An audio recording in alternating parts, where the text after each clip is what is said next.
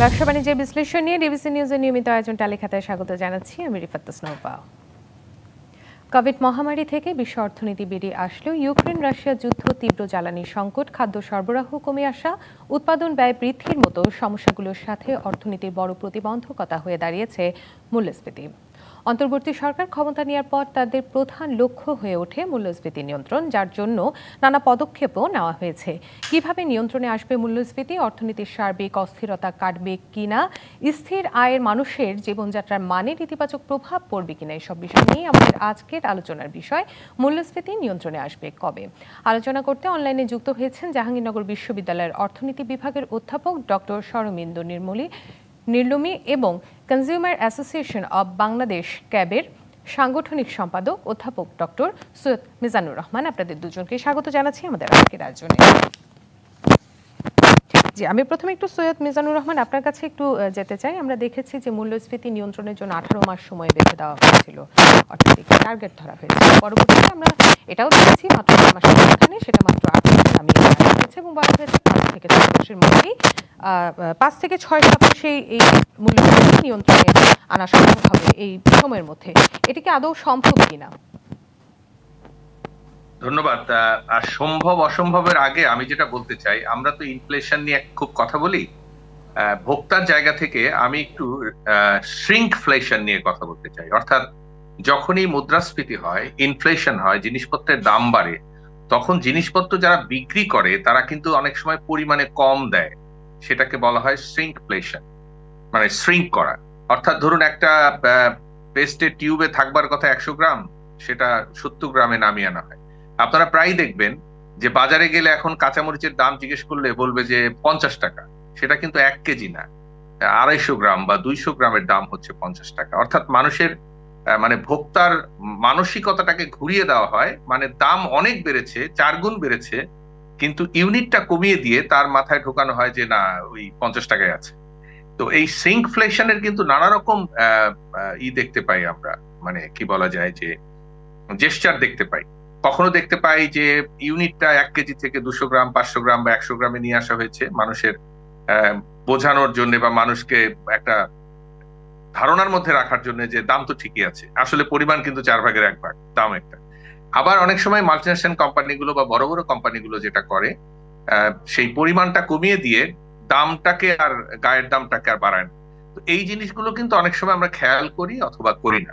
কাজে আমি মনে করি যে ভোক্তার জায়গা থেকে আমি যখন দেখবো, তখন ইনফ্লেশন সরকার কিভাবে নিয়ন্ত্রণ করছে সেটার কিন্তু দুটো দিক। একটা হচ্ছে যে ঠিক মানের, ঠিক মাপের জিনিসটা ঠিক দামে পাচ্ছে কিনা, আর একটা জিনিস হলো যে সেই জিনিসটা যখন আমি পাচ্ছি সেইটা আসলে দামের সাথে পরিমাণের কিন্তু সম্পর্কটা জড়িত। আমি জানি না আমি কতটা পরিষ্কার করতে পেরেছি, কিন্তু আপনি যেটা বললেন যে সেটা সম্ভব কিনা, সেটা যে সম্ভব কিনা তার সিমটম কিন্তু বাজারে আছে। আপনি কি বলতে পারেন যে একটা পণ্যের দাম কোথাও কমেছে বা কোনো একটা জায়গায় দেখাতে পারবেন যে এটার দাম কমেছে? তাহলে না হয় এই উত্তরটা আসবে।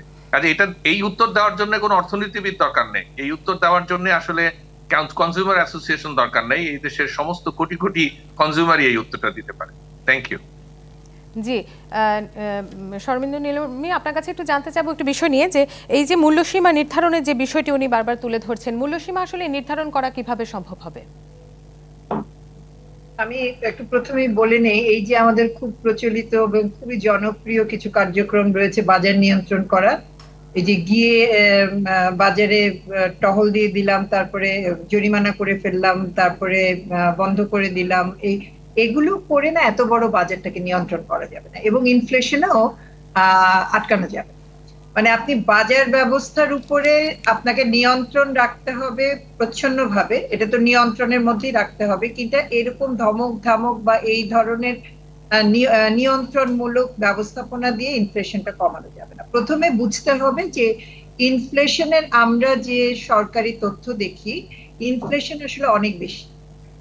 আমাদের তথ্যের মধ্যে তো গরমিল রয়েছে। আমাদের যে কনজিউমার বাস্কেটের উপরে নির্ভর করে ইনফ্লেশনটাকে হিসাব করা হয়, সেটা মধ্য 70-এ যে কনজাম্পশন বাস্কেটটা আমরা ব্যবহার করতাম, সেটা এখনো ব্যবহার করে ইনফ্লেশনটাকে হিসাব করা হয়।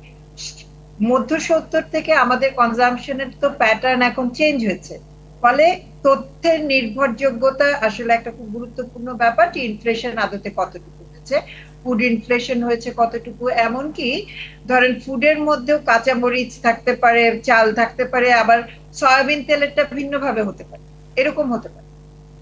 এখন আপনি যখন ইনফ্লেশন কমাতে চাইবেন তখন বুঝতে হবে কোন কোন প্রক্রিয়ায় ইনফ্লেশনটা ঘটছে। যেমন ধরেন মনিটারি পলিসির সাথে অ্যাপারেন্টলি ইনফ্লেশনের এক ধরনের যোগাযোগ আছে। আপনার টাকা ছাপানো, আপনার বেশি টাকা বাজারে ঘুরতে থাকা, এই জাতীয় যে, এবং সেই টাকার ধরেন আপনি আপনার যেটাকে আমরা লুম্পেন পুঁজি বলি, যেটার কোনো হিসাব নাই, আমাদের মতো চাকরিজীবীর হাতে না বা রিক্সাওয়ালার হাতে না, মানে অনেক টাকা তো ঘুরছে হিসাব ছাড়া।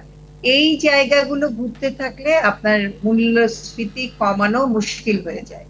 ফলে এবং আপনি যদি একজন উৎপাদক বা একজন বিক্রেতার দিক থেকেও চান, উনি শুধু বিক্রয় করেন না, উনি কিন্তু এই সমাজে বাস করে উনার বাচ্চাকে পড়াশোনা করান, উনার হাসপাতালে যেতে হয়, উনার আরো অন্যান্য সেবা সামগ্রী পেতে হয়, যেটা উনি আবার অতিরিক্ত মূল্যে বা মূল্যস্ফীতির চাপে উনাকে ওখানে বাড়তি পয়সা দিতে হয়।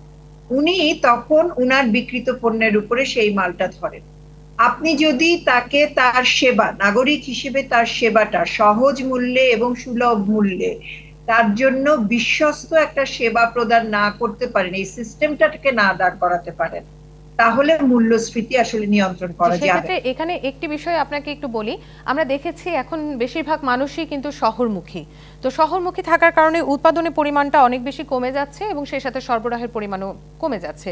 সরকার কি ধরনের পদক্ষেপ নিতে পারে এই উৎপাদন বৃদ্ধির জন্য? আপনি সম্ভবত খাদ্য উৎপাদনের কথা বলছেন। খাদ্য এবং কারণ সেবার কিন্তু আরো অনেক ধরনের বিষয় আছে। শহরমুখিতার বড় বিষয়টা হচ্ছে আমরা উৎপাদন করি না, প্রাইমারি প্রোডাকশনটা করি খাবারের। ফলে কৃষক অ্যাকচুয়ালি আমাদেরকে অতি উচ্চ মূল্যে সাবসিডি দিচ্ছেন, আমরা যারা উৎপাদন করি না। এই শহর মুখী প্রবণতাটা থাকবে, আপনি ঢাকা শহরে এসেই থাকেন অথবা গ্রাম শহর হয়ে যান। এইটা হচ্ছে আমার যখন অর্থনীতি বাড়তে থাকবে এটা ঘটতে থাকবে। এবং আপনি যানবাহনের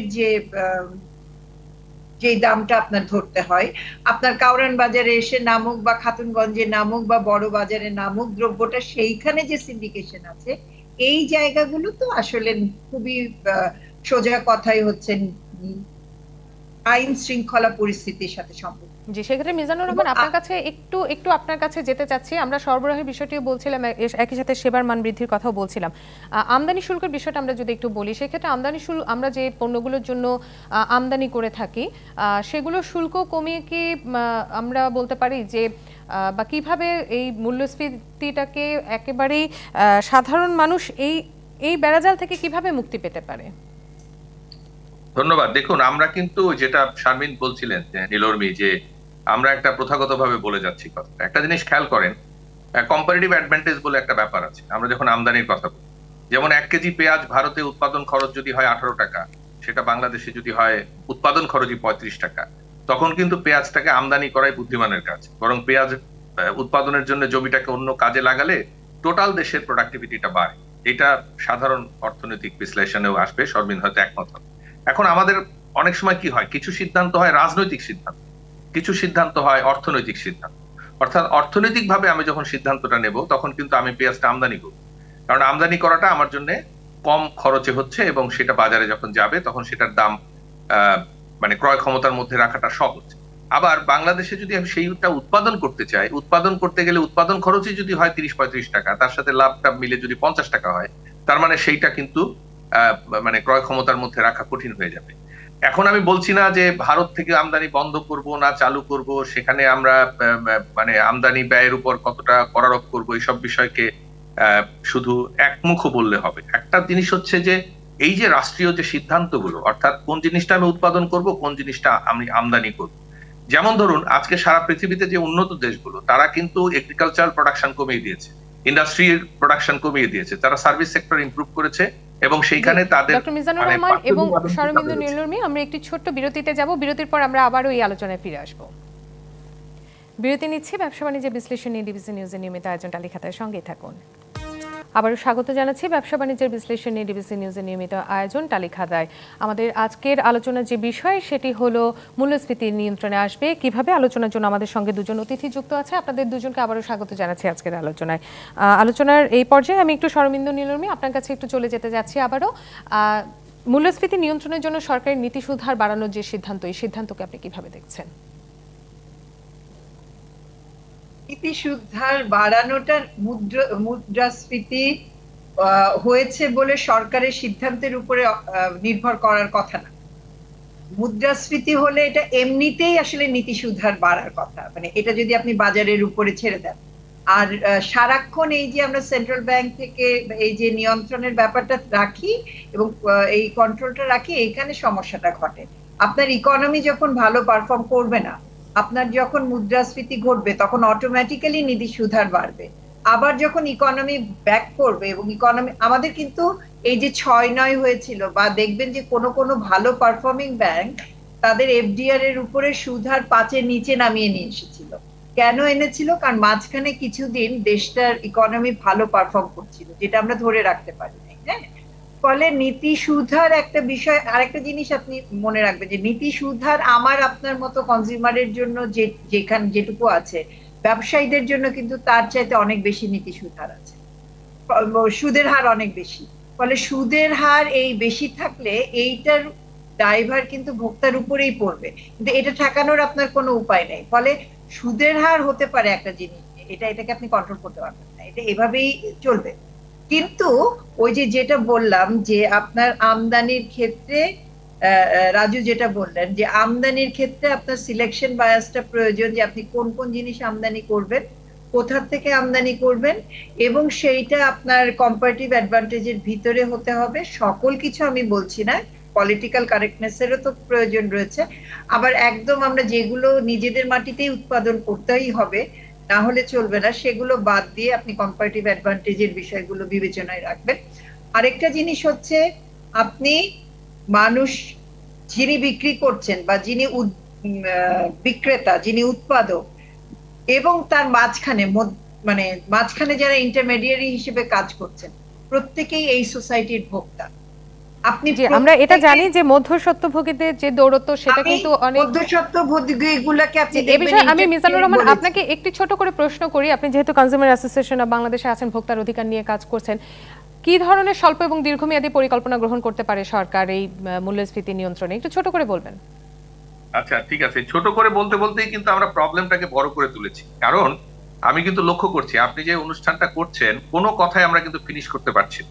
অর্থাৎ একটা দায়সারা আলোচনা এখানে চলছে, এটা আমি বলতেই চাই। যে আমাদের সময় স্বল্পতার কারণে সেটা করতেই হয়।